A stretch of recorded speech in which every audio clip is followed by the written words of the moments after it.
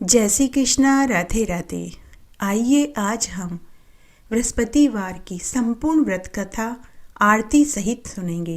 अगर आप बृहस्पतिवार का व्रत करते हैं तो आपको व्रत के साथ में बृहस्पति देव भगवान की व्रत कथा और आरती भी सुननी चाहिए। इससे व्रत करने के साथ कथा सुनने का भी संपूर्ण फल प्राप्त होता है। आइए सबसे पहले हम बृहस्पतिदेव भगवान के नाम का जयकारा लगाएंगे। उसके बाद में बृहस्पतिदेव भगवान की व्रत कथा और अंत में आरती सुनेंगे। जय हो बृहस्पतिदेव भगवान की जय। प्राचीन समय की बात है। एक राजा राज्य करता था। वह बड़ा ही प्रतापी और दानी था। प्रतिदिन मंदिर में भगवत दर्शन करने जाया करता था। वह ब्राह्मण और गुरु की सेवा में सदैव लीन रहता था। उसके द्वार से कोई भी याचक निराश होकर नहीं लौटता था। वह प्रत्येक गुरुवार को व्रत रखता एवं पूजन करता था। हर दिन गरीबों की सहायता करता था। परंतु यह सब बातें उसकी रानी को अच्छी नहीं लगती थी। वह न तो बृहस्पतिवार का व्रत करती थी और न ही बृहस्पतिदेव भगवान की पूजा करती थी और न ही किसी को एक पैसा भी दान में देती थी। वह राजा से भी ऐसा करने को मना किया करती थी। तब एक बार की बात है, राजा शिकार खेलने वन में गए हुए थे। घर पर रानी और दासी अकेली थी। उस समय गुरु बृहस्पतिदेव भगवान साधु का रूप धारण करके राजा के दरवाजे पर भिक्षा मांगने आए। साधु ने रानी से भिक्षा मांगी तो वह कहने लगी कि हे साधु महाराज, मैं इस दान पुण्य से तंग आ गई हूँ। इस कार्य के लिए तो मेरे पति ही बहुत हैं। अब आप ऐसी कृपा करें कि हमारा यह सारा धन नष्ट हो जाए और मैं आराम से रह सकूं।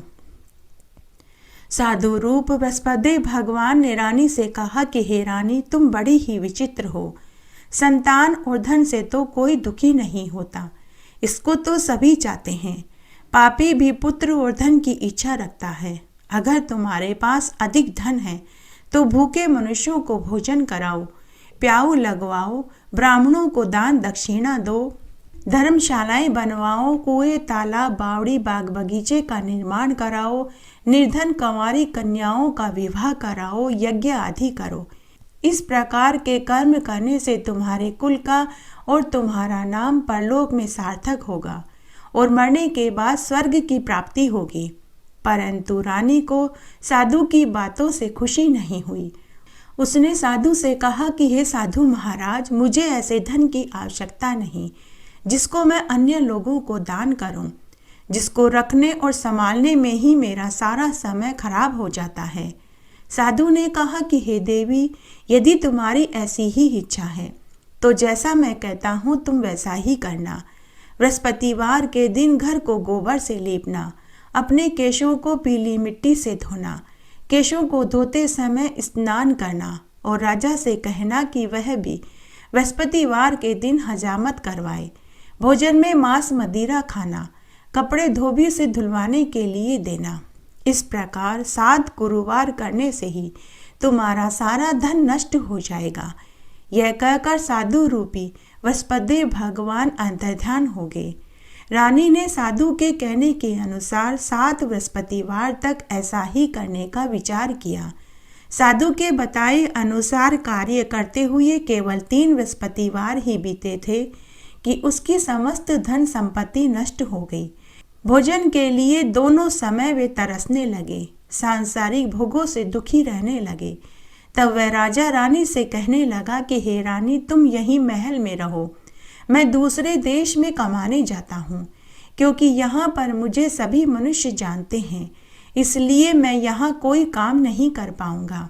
मैं अब परदेश जा रहा हूँ, वहाँ कोई काम धंधा करूँगा, शायद हमारे भाग्य बदल जाएं। ऐसा कहकर राजा परदेश चला गया। वह वहाँ जंगल से लकड़ी काट कर लाता और शहर में बेचता। इस तरह राजा अपना जीवन बिताने लगा। इधर राजा के बिना रानी और दासी भी दुखी रहने लगी। किसी दिन भोजन मिलता तो किसी दिन जल पीकर ही रह जाती। एक समय रानी और दासी को 7 दिन तक बिना भोजन के रहना पड़ा। तो रानी ने अपनी दासी से कहा कि हे दासी, यहाँ पास ही एक नगर में मेरी बड़ी बहन रहती है, वह बड़ी धनवान है।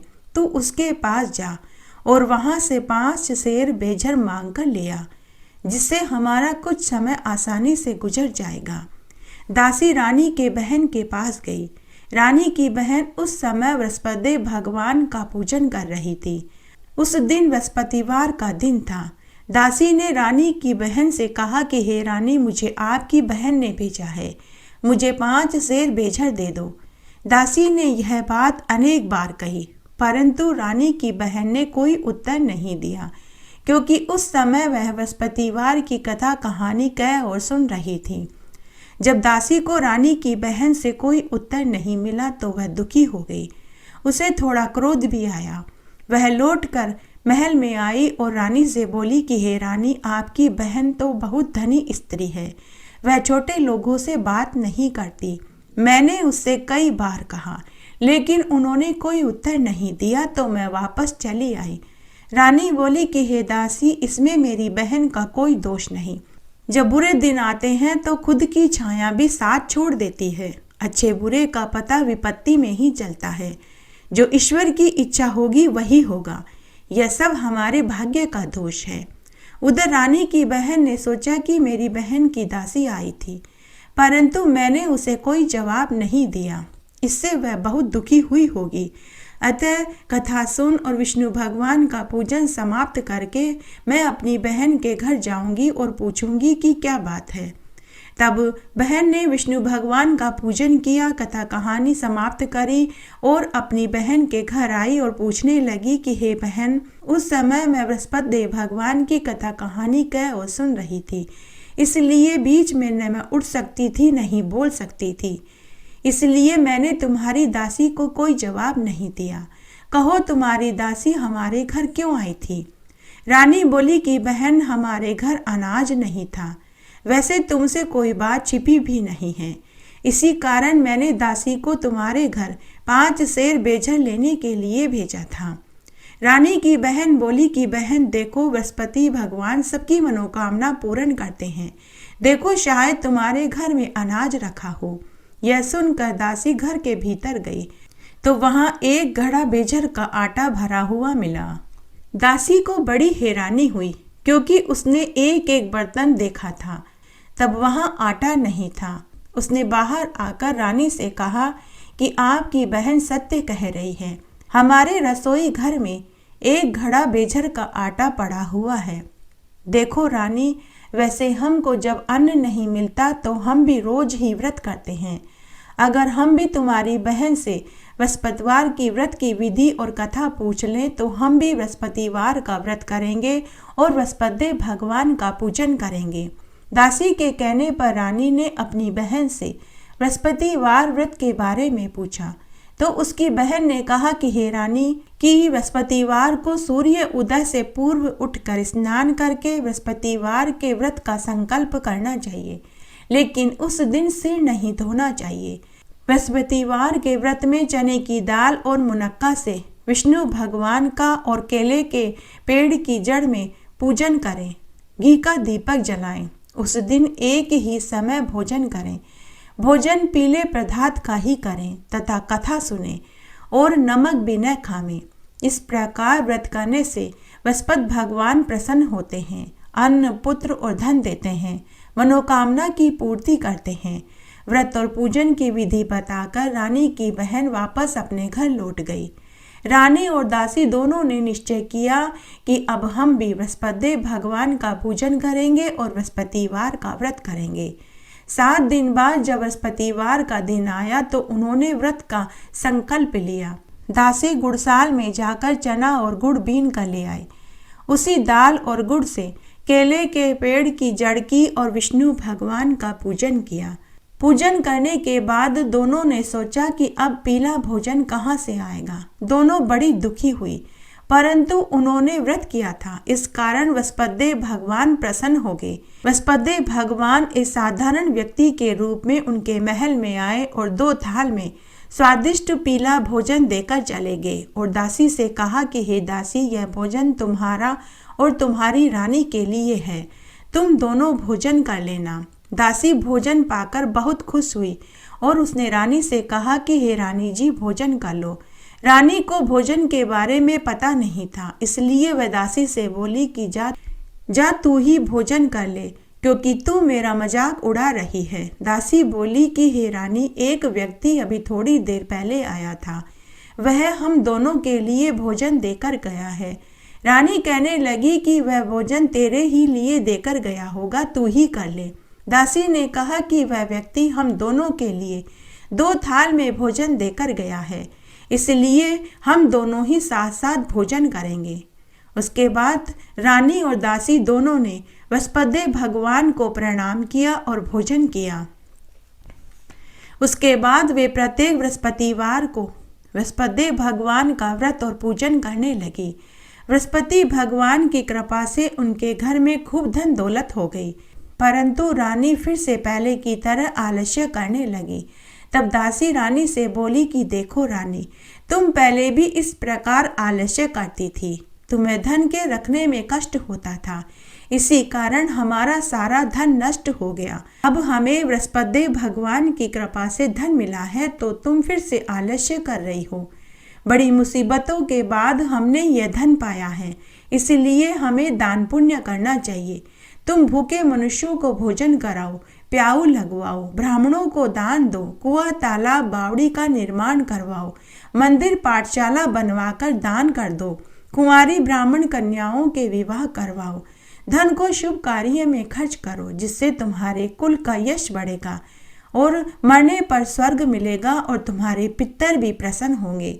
दासी की बात सुनकर रानी ने इसी प्रकार के कर्म करने शुरू कर दिए, जिससे उनकी खूब ख्याति फैलने लगी।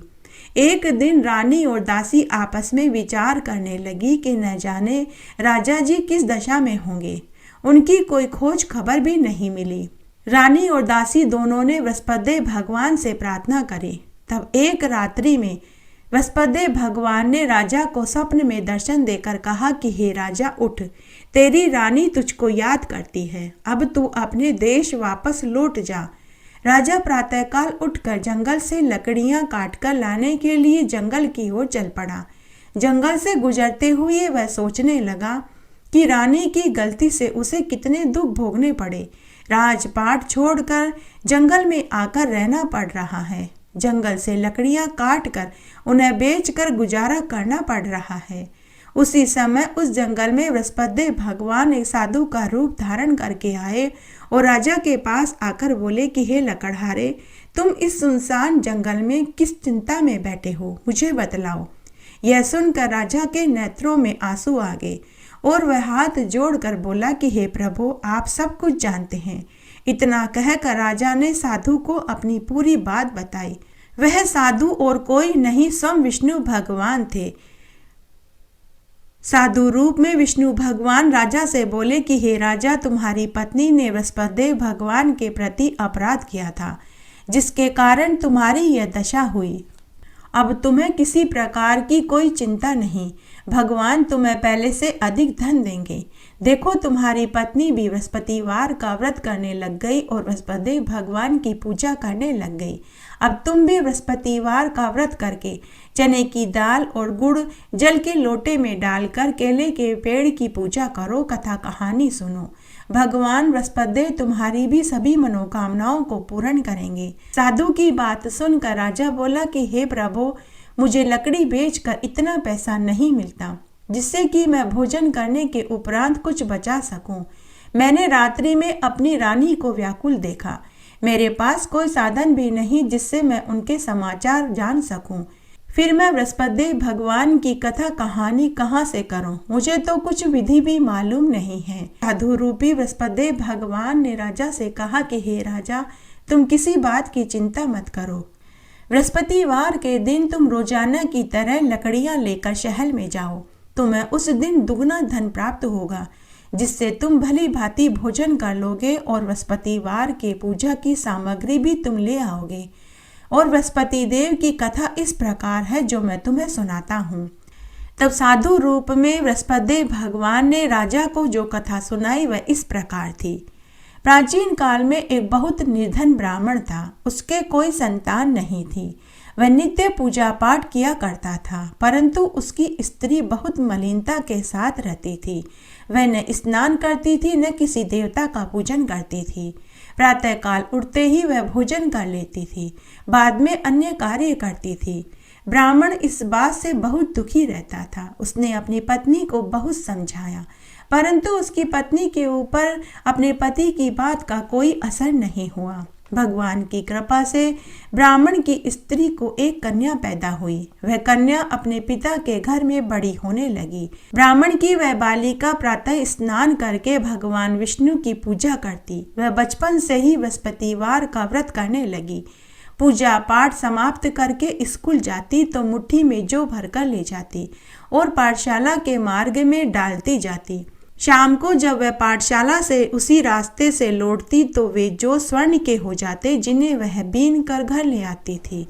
एक दिन वह बालिका सूप में उन सोने के जौ को फटक कर साफ कर रही थी, तो उसकी माँ ने देख लिया और बोली कि हे बेटी, सोने के जौ को फटकने के लिए तो सोने का सूप होना चाहिए। दूसरे दिन गुरुवार था। कन्या ने पुनः व्रत रखा और बृहस्पति भगवान से प्रार्थना करने लगी कि हे प्रभु, यदि मैंने सच्चे मन से आपकी पूजा करी है तो मुझे सोने का सूप दे दो। बृहस्पति भगवान ने उसकी प्रार्थना को स्वीकार कर लिया। रोजाना की तरह वह कन्या जौ फैलाती हुई पाठशाला चली गई। पाठशाला से लौटकर जब वह वापस आई तो उसे सोने के जौ के साथ सोने का सूप भी मिला, जिसे वह लेकर घर आ गई। परंतु उसकी माँ का तो वही ढंग रहा। तब एक दिन की बात है, ब्राह्मण की कन्या सोने के सूप में सोने के जौ को फटक कर साफ कर रही थी। उसी समय उस नगर का राजकुमार उनके घर के सामने से गुजरा। राजकुमार ने ब्राह्मण की कन्या को देखा। ब्राह्मण की कन्या बड़ी ही रूपवती थी। वह उस समय सोने के सूप में सोने के जौ को फटक रही थी। राजकुमार ब्राह्मण की कन्या पर मोहित हो गया। वह महल में आया और अन्न जल त्याग कर उदास होकर बैठ गया। राजा रानी ने जब राजकुमार को उदास देखा और जब उनको पता चला कि उनके बेटे ने अन्न जल का त्याग कर दिया है, तो राजा रानी अपने मंत्रियों के साथ अपने पुत्र के पास आए और पूछने लगे कि हे पुत्र, तुम्हें किस बात का कष्ट है? किसी ने तुम्हारा अपमान किया है तो वो बताओ। तुम मुझे पूरी बात बताओ, मैं वही करूंगा जिससे कि तुम्हें प्रसन्नता हो। राजकुमार ने अपने माता पिता से कहा कि मुझे आपकी कृपा से किसी बात का दुख नहीं है। किसी ने मेरा कोई अपमान नहीं किया, परंतु मैं उस लड़की के साथ विवाह करना चाहता हूँ जो सोने के सूप में सोने के जौ फटक कर साफ कर रही थी। यह सुनकर राजा रानी को महान आश्चर्य हुआ। राजा ने कहा कि हे बेटा, इस तरह की कन्या का पता तुम ही लगाओ, मैं उसके साथ तुम्हारा विवाह अवश्य करवा दूंगा। राजकुमार ने अपने माता पिता को लड़की के घर का पता बतलाया। तब मंत्री उस ब्राह्मण के घर गए और राजा का आदेश ब्राह्मण को सुनाया। यह सुनकर ब्राह्मण बहुत खुश हुआ। कुछ दिन के बाद ब्राह्मण की कन्या का विवाह धूमधाम से राजकुमार के साथ संपन्न हो गया। कन्या के घर से जाते ही ब्राह्मण के घर में गरीबी का निवास हो गया। अब भोजन के लिए अन्न बड़ी मुश्किल से मिलता था। एक दिन दुखी होकर ब्राह्मण अपनी पुत्री से मिलने महल में गया। बेटी ने पिता की दुखी अवस्था को देखा तो अपनी माँ का समाचार पूछा। ब्राह्मण ने सारा हाल अपनी बेटी को कह सुनाया। कन्या ने बहुत सा धन देकर अपने पिता को विदा कर दिया। इस तरह ब्राह्मण का कुछ समय सुखपूर्वक व्यतीत हो गया, लेकिन कुछ दिनों के बाद फिर से उसके वही हाल हो गए। ब्राह्मण फिर अपनी कन्या के यहाँ गया और सारा हाल कह सुनाया। तो ब्राह्मण की बेटी अपने पिता से बोली कि पिताजी, आप माताजी को यहाँ लेवा लाओ, मैं उन्हें बृहस्पतिवार के व्रत की पूरी विधि बता दूंगी, जिससे कि गरीबी दूर हो जाएगी। ब्राह्मण अपनी पत्नी को लेकर पुत्री के पास महल में पहुंचा तो ब्राह्मण की बेटी अपनी माँ को समझाने लगी कि माँ, तुम प्रातःकाल उठकर स्नान करके विष्णु भगवान का पूजन किया करो, तुम्हारी सारी दरिद्रता दूर हो जाएगी। परंतु उसकी माँ ने अपनी बेटी की एक नहीं सुनी। प्रातःकाल उठते ही उसने अपनी पुत्री के बच्चों का झूठन खा लिया। यह देखकर बेटी को बहुत गुस्सा आया। बेटी ने अपनी माँ को एक कोठरी में बंद कर दिया और प्रातः कोठरी में से निकालकर उन्हें स्नान कराकर विष्णु भगवान की पूजा पाठ करवाई, जिससे उसकी माँ की बुद्धि ठीक हो गई। माँ को भी सद्बुद्धि प्राप्त हो गई। इसके बाद अब उसकी माँ भी पूरे नियम धर्म से बृहस्पतिवार का व्रत करने लगी और विष्णु भगवान का पूजन करने लगी। इस व्रत के प्रभाव से उसकी माँ भी धनवान और पुत्रवान हो गई और बृहस्पति भगवान की कृपा से वे ब्राह्मण दंपति इस संसार के समस्त सुखों को भोग कर मरने के बाद स्वर्ग को प्राप्त हुए। इस तरह साधु रूप में बृहस्पति भगवान ने राजा को बृहस्पतिवार की पूरी कथा सुनाई और वहां से चले गए। धीरे धीरे समय व्यतीत होने लगा। फिर बृहस्पतिवार का दिन आया। राजा जंगल से लकड़ी काट कर शहर में बेचने गया। उसे उस दिन पिछले दिनों से अधिक दुगना धन मिला। राजा ने चने की दाल, गुड़ आदि लाकर बृहस्पतिवार का व्रत किया। उस दिन से उसके सभी क्लेश दूर हो गए। परंतु जब अगला गुरुवार का दिन आया तो वह बृहस्पतिवार का व्रत करना भूल गया। इस कारण बृहस्पति देव भगवान नाराज हो गए। उस दिन उस नगर के राजा ने विशाल यज्ञ का आयोजन किया था और अपने राज्य में यह घोषणा करवाई थी कि कोई भी मनुष्य अपने घर में भोजन न बनावे और न ही आग जलावे। समस्त लोग मेरे यहाँ महल में भोजन करने आवे। इस आज्ञा को जो नहीं मानेगा उसको मैं फांसी की सजा दे दूंगा। राजा की आज्ञा अनुसार राज्य के सभी नगरवासी राजा के भोज में सम्मिलित हुए, लेकिन लकड़हारा कुछ देर से पहुंचा, इसलिए राजा उसको अपने साथ महल में ले गए।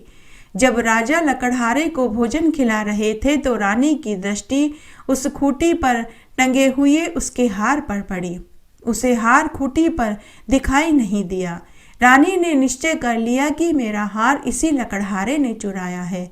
उसी समय सैनिक बुलवाकर उसे जेल में डलवा दिया। जब लकड़हारा जेल खाने में गया तो वह बहुत दुखी हुआ और विचार करने लगा कि न जाने कौन से पूर्व जन्म के कर्म से मुझे ये दुख देखने पड़ रहे हैं। और वह उसी साधु को याद करने लगा जो उसे जंगल में मिला था।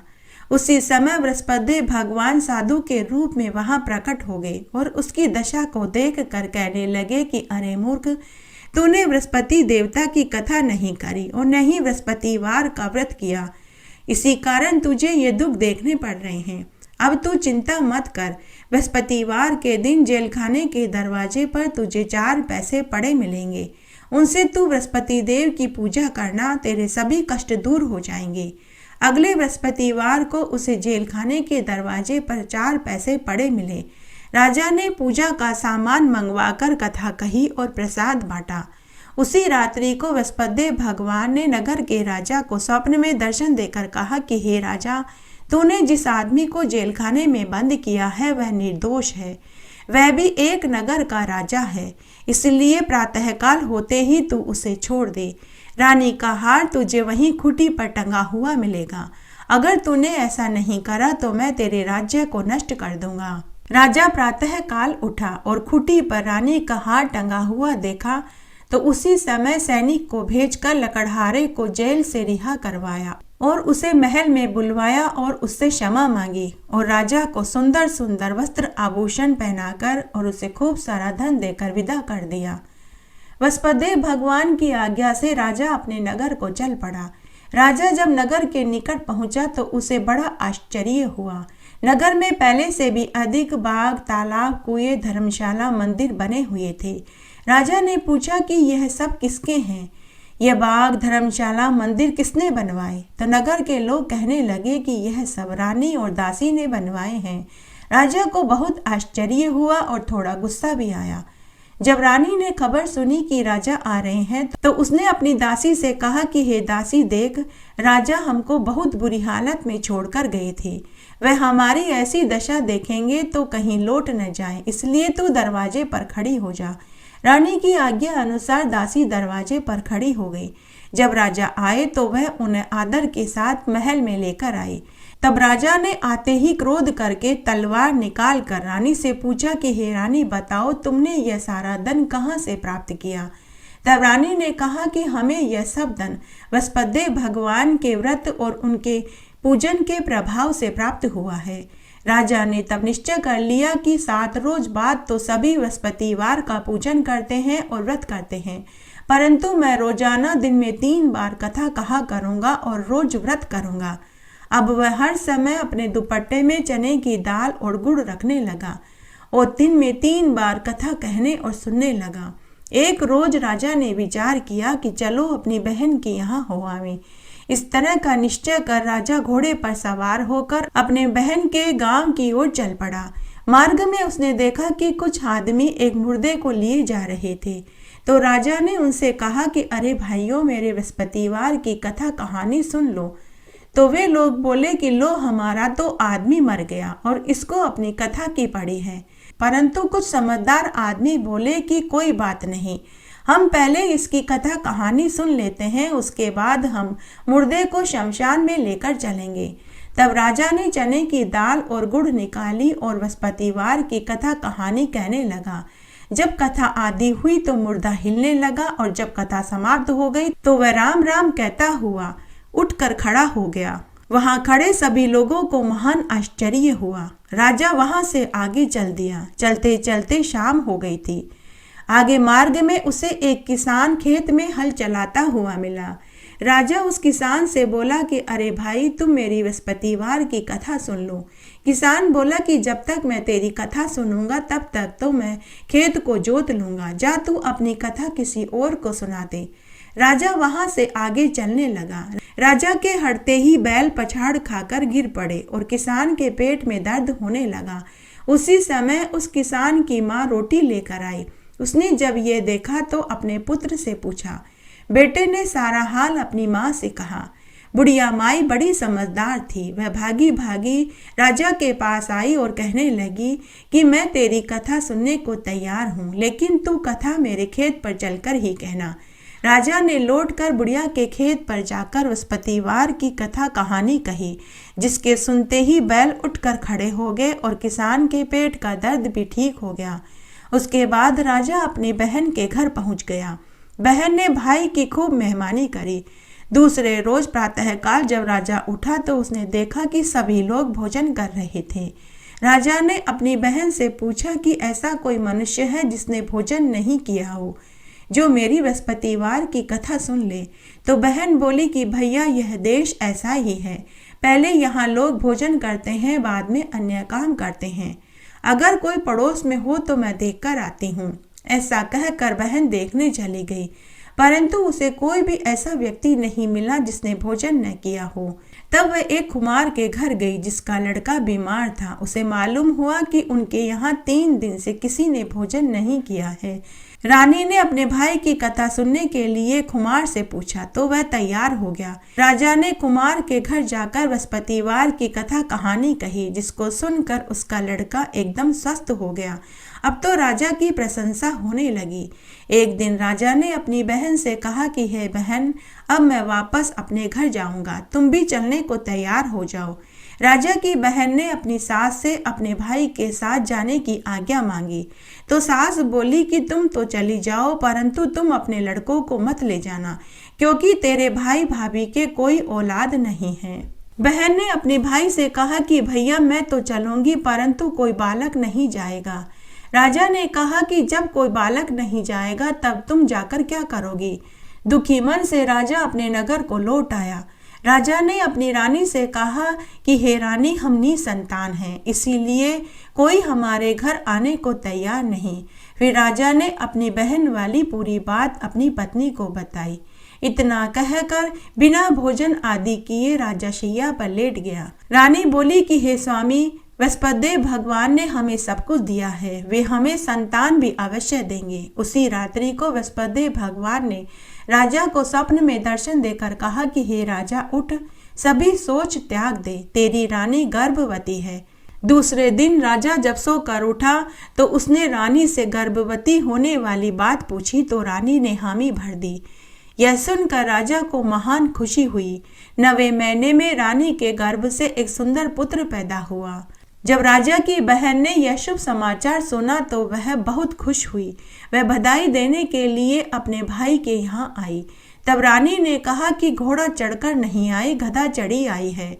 राजा की बहन बोली कि भाभी इस प्रकार न कहती तो तुम्हें औलाद कैसे मिलती। वृषपतिदेव भगवान ऐसे ही हैं, जिनके मन में जो कामनाएं रहती हैं वे सभी को पूर्ण करते हैं। जो सद्भावना पूर्वक बृहस्पतिवार का व्रत करता है, कथा पढ़ता, सुनता या सुनाता है, बृहस्पतिदेव भगवान उसकी सभी मनोकामनाएं पूरी कर देते हैं।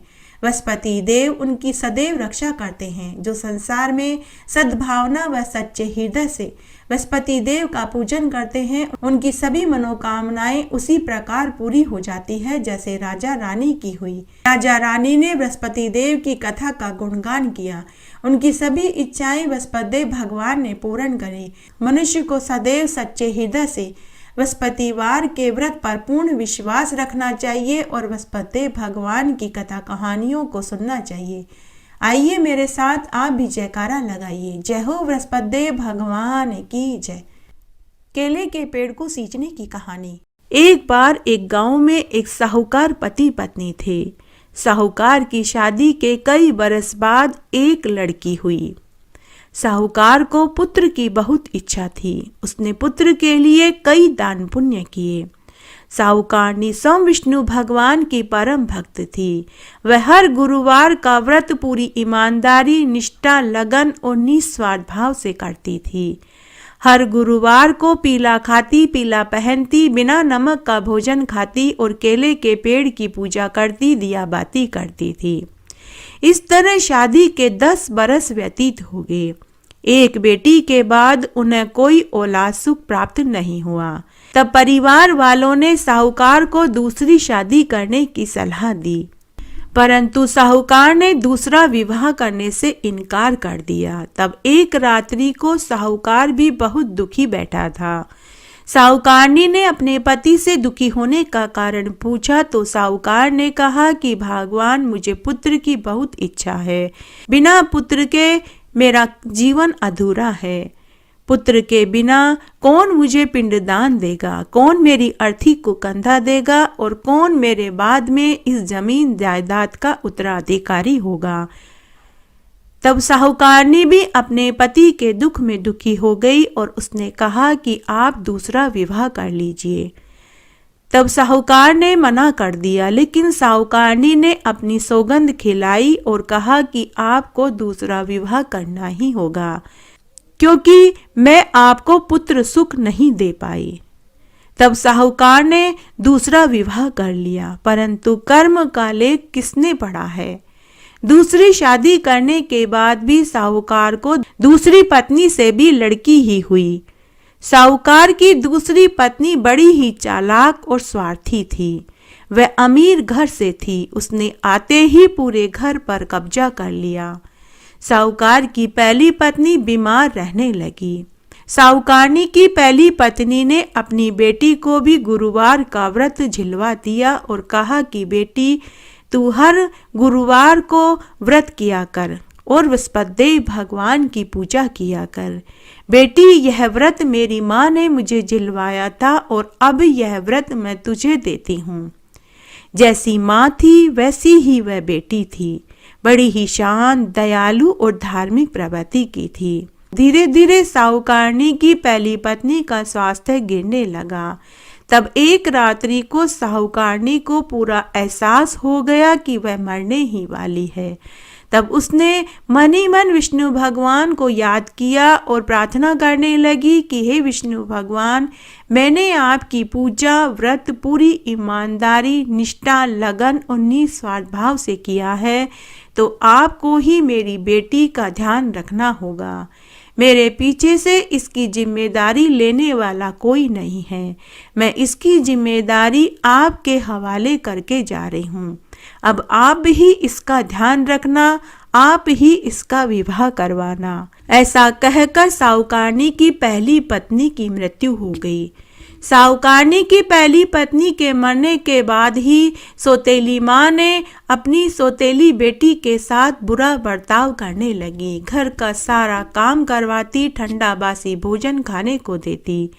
सौतेली बेटी बड़ी ही समझदार थी। घर का पूरा काम करती, विष्णु भगवान का पूजन करती, गुरुवार का व्रत करती रही। इस तरह कई बरस बीत गए। साहूकारनी की दूसरी पत्नी सम की बेटी से घर का कोई कामकाज नहीं कराती। उसे नए नए वस्त्र, गहने, कपड़े लाकर देती, तरह तरह के पकवान बनाकर के खिलाती। इस तरह कई बरस बीत गए।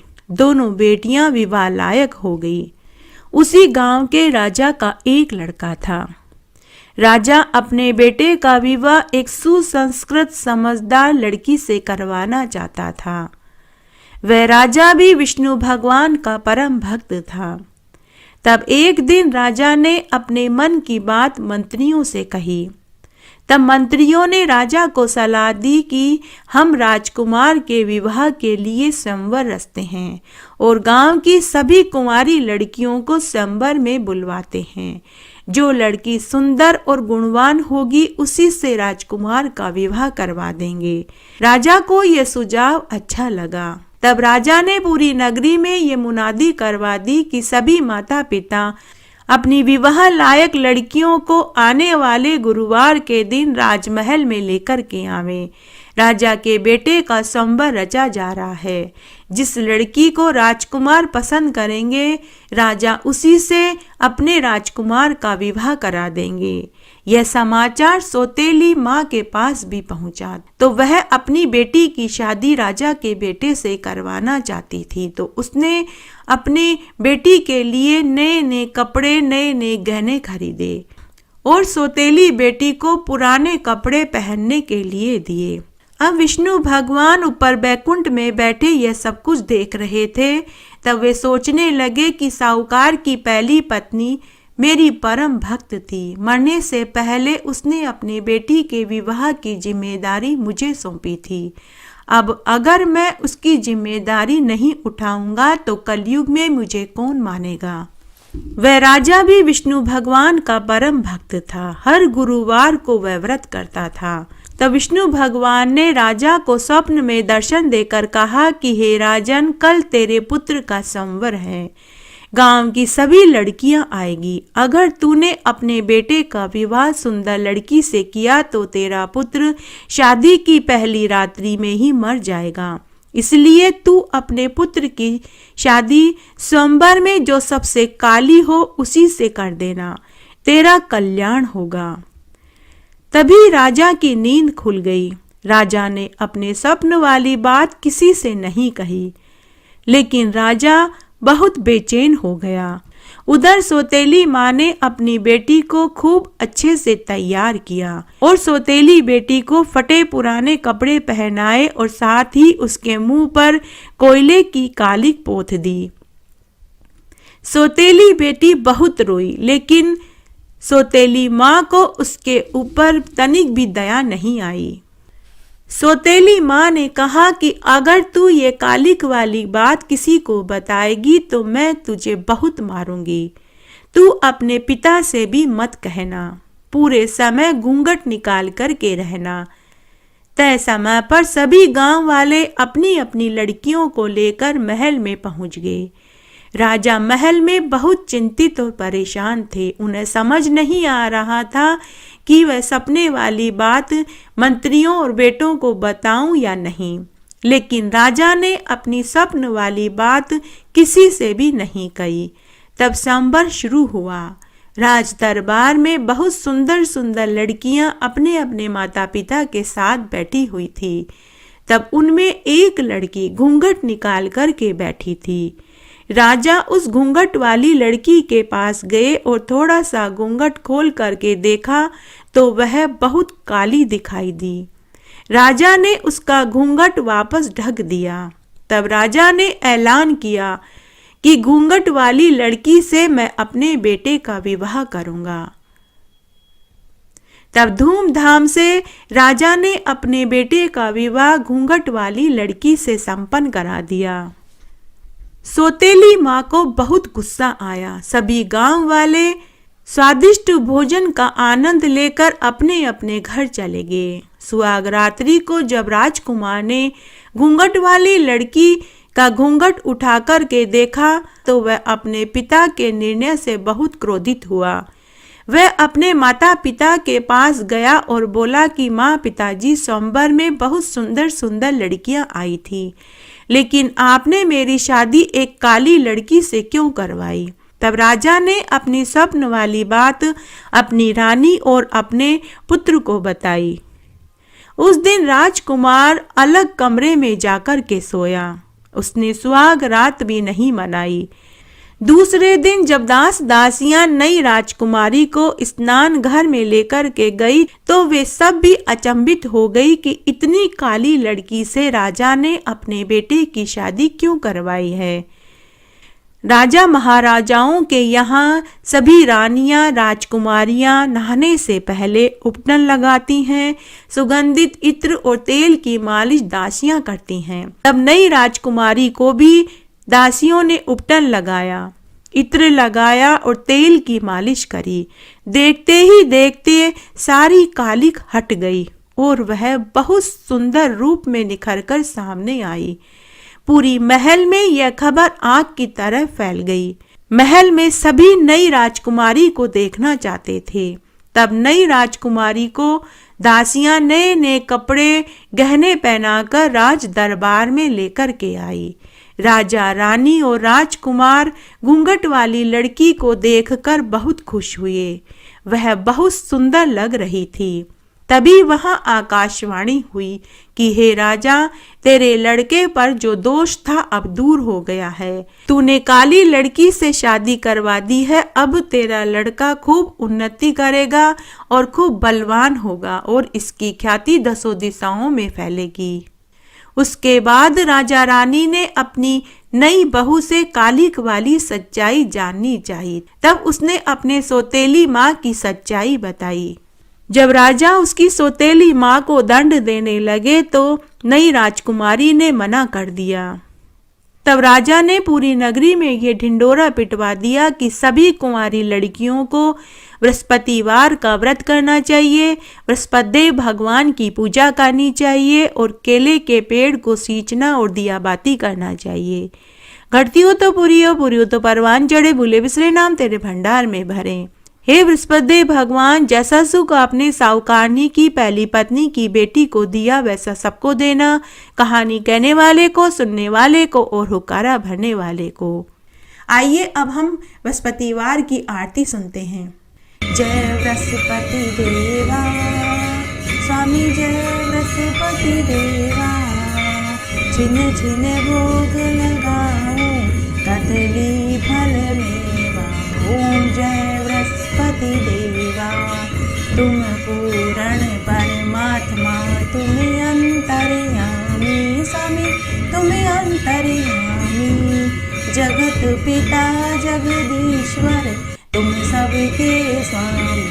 ओम जय बृहस्पति देवा, झरनामृत निज निर्मल, सब पातक हरता स्वामी, सब पातक हरता।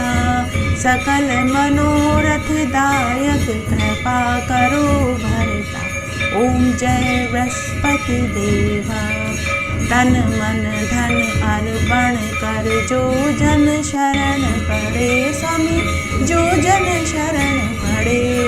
प्रभु प्रकट तब हो कर आकर द्वार खड़े। ओम जय बृहस्पति देवा, दीन दयाल दयानिधि, भक्तन हितकारी स्वामी, भक्तन हितकारी। पाप दोष सब हरता, भव बंधन हारी। ओम जय बृहस्पति देवा, सकल मनोरथ दायक, सब संशय हारे स्वामी, सब संशय हारे।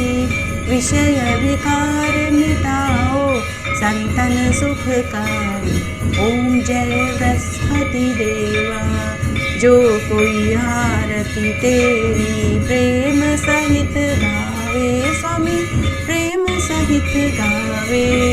जेठानंद आनंद कर सो निश्चय पावे। ओम जय बृहस्पति देवा, ओम जय जगदीश हरे स्वामी, जय जगदीश हरे। भक्त जनों के संकट दास जनों के संकट क्षण में दूर करे। ओम जय जगदीश हरे। जो ध्यावे फल पावे दुख बिन से मन का स्वामी, दुख बिन से मन का। सुख संपत्ति घर आवे कष्ट मिटे तन का। ओम जय जगदीश हरे। मात पिता तुम मेरे शरण गऊँ किसकी स्वामी, शरण गऊँ किसकी। तुम बिन और न दूजा आस करूँ जिसकी। ओम जय जगदीश हरे। तुम पूर्ण परमात्मा तुम अंतर्यामी स्वामी, तुम अंतर्यामी। पार ब्रह्म परमेश्वर तुम सबके स्वामी। ओम जय जगदीश हरे।